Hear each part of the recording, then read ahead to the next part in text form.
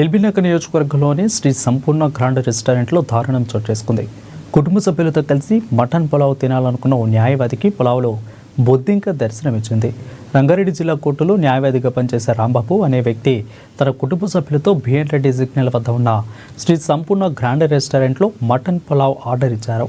పులావ్ తింటున్న సమయంలో మటన్తో పాటు ఒక బొద్దింక ఉండడం చూసి రెస్టారెంట్ సిబ్బందికి ప్రశ్నించగా సారీ సార్ అంటూ ఇలాంటివి మళ్లీ జరగకుండా చూసుకుంటామని సమాధానం ఇచ్చారు.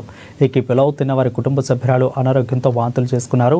ఫుడ్ సేఫ్టీ అధికారులు సరైన చర్యలు తీసుకోకపోవడం వల్లనే ఇలాంటి ఘటనలు చోటు చేసుకుంటూ ఉన్నాయని పలువురు ఆరోపించారు.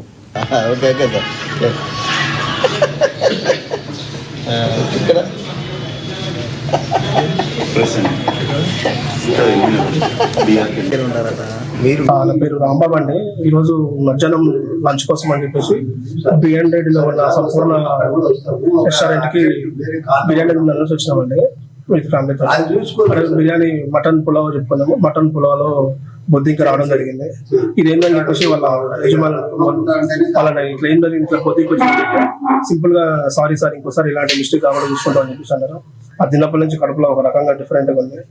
కరెక్ట్ గా రెస్పాండ్ గా సమాధానం ఇవ్వలేదు. మళ్ళీ ఇంకోసారి ఇలాంటి జరగకుండా చూసుకుంటున్నారు.